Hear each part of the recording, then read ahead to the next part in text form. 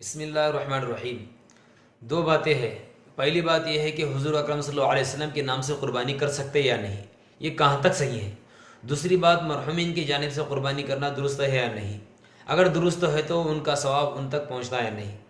تو سب سے پہلی بات یہ ہے کہ اگر کوئی شخص اپنی جانب سے حضور اکرم صلی اللہ علیہ وسلم کے نام کی قربانی دینا چاہتا ہے تو اس میں کوئی حرج نہیں ہے، بلکہ یہ حصول سعادت کا ذریعہ ہے اور بلا شبہ یہ درست ہے اور جائز ہے۔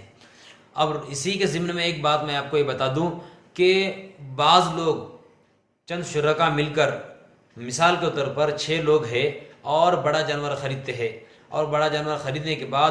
وہ اپنا اپنا حصہ مقرر کر لیتے ہیں، اور مقرر کرنے کے بعد 6 حصے مقرر ہو چکے ہیں، اب 7واں حصہ وہ چند شرکا مل کر حضور اکرم صلی اللہ علیہ وسلم کے نام سے دینا چاہتے ہیں، تو یہ ان کا اس طرح سے یہ عمل کرنا، قربانی حضور صلی اللہ علیہ وسلم کے نام پر دینا درست نہیں ہے، جائز نہیں ہے، بلکہ اس کے جائز ہونے کی شکل اور درست ہونے کی شکل یہ ہو سکتی ہے کہ وہ چند شرکا مل کر ان میں سے ایک آدمی کو اس طرح طے کر لے اور ان کو